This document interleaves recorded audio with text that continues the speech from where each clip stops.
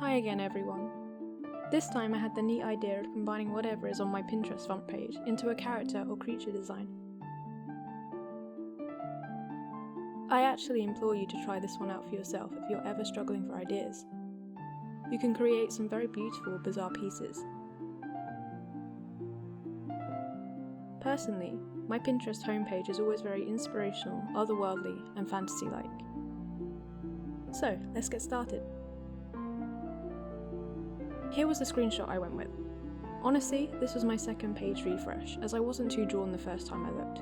So, we've got some gorgeous dark art of animals, floral themes, almost in nature themes, with some different outfits, lots of variety to go with. But how am I going to combine these? I was immediately drawn to the huge mushroom hat, but as the idea is to combine all of these pieces, I wanted them to almost flow into each other, which seems to be a common theme with my bigger paintings recently actually. The birds stood out to be the most. I loved how they were pointing away from each other, fighting to get away. So I wanted them to be doing that on the body, pulling out of the character's side, as if all these aspects of her are emerging from her, like a spell. I don't think I've ever drawn Venus flytraps before, so these were pretty cool. They're very interesting shapes. I love how the artist painted the greens into the pinks too.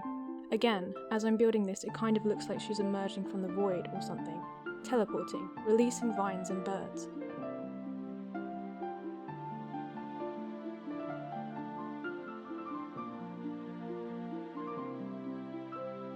I kind of wish I made the birds into crows, so it looked particularly witchy and cursed. I've drawn wings on her too, but much smaller than the ones on the ward. I actually end up trying to carve Celtic patterns into them too, sort of. And I also blend them into the hat. She's giving dark fae vibes right now and I love it.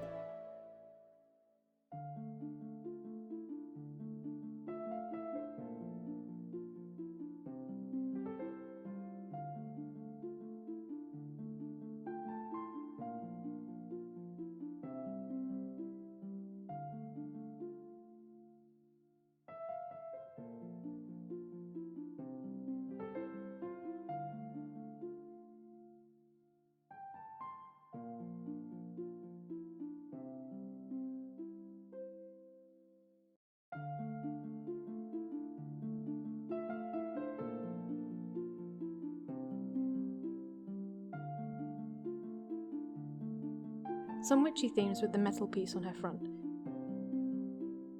This was meant to be some kind of ritualistic jewellery inspired by this part.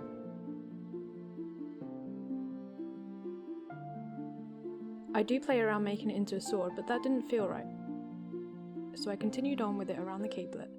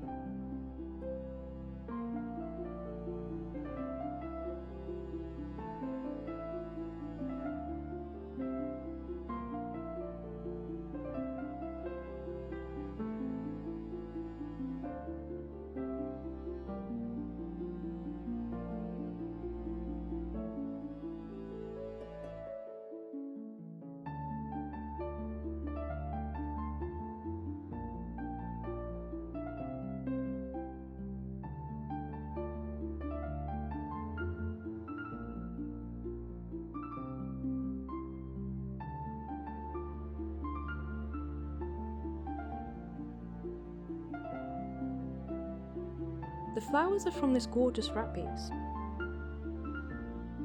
Usually I'm good at identifying flowers, but I'm not entirely sure what these are.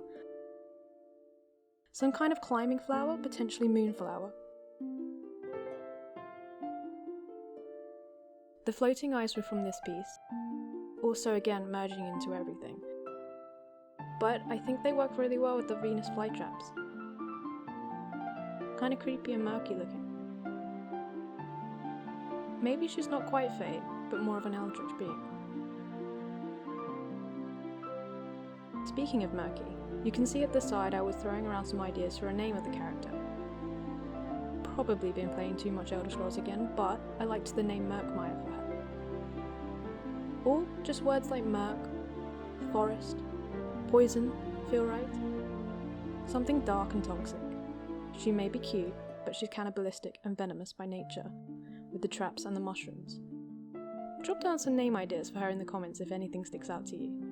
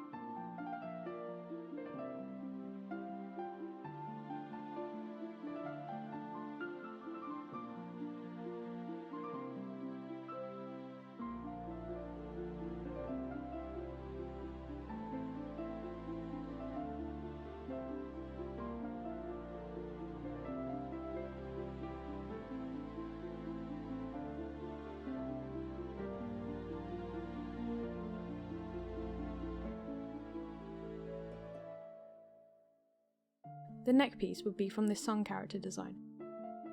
I love sun themes, and celestial themes are my absolute favourite. And also the swirls on her coat.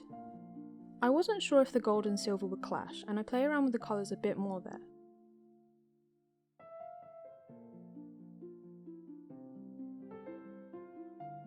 Colouring tends to change and adapt over time with my work as I go. I get a lot of compliments about my use of colour, which I'm so very pleased to hear.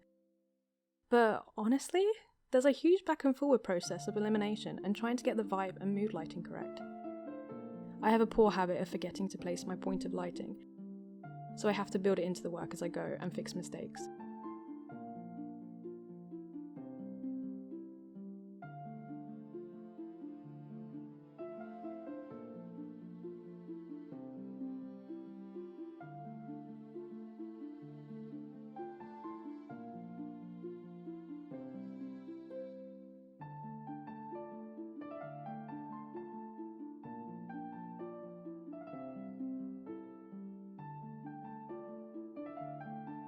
I actually use a lot of screen grabs from Skyrim for some of my texture overlays. Skyrim has a lot of beautiful skies, and I always place some kind of texture over my work near the end. Be that a paper texture or watercolour or whatever. Some I have painted myself, and then I'll set the layers to soft light or overlay. Maybe hard light if I want the colours to be vibrant, and I play with the opacity a little. And then sometimes I may paint it into my work. I want my work to look as hand painted as possible. It's quite hard to recreate that effect digitally, but there are things you can do to adapt. All of my brushes have texture too. If you're interested in a video about my brushes, I'm happy to do that. Mostly I'm trying to make texture with similar techniques I'd do if I was drawing traditionally. My go-to on paper is actually Biro pen, which sounds incredibly cheap and boring of me, but I love the bold, scratchy look it gives. I'm trying to do that around the bottom edges of this piece with the textured brush as well.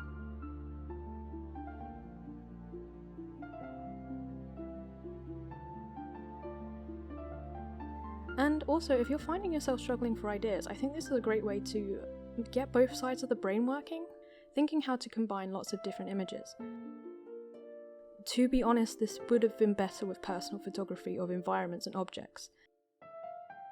And I may even do that in the future. I had an idea of antique store purchases. I tend to live in antique stores actually. And creating what I buy into character designs. If you try this out, I'd love to see what you create, so feel free to send me them on Twitter or Instagram.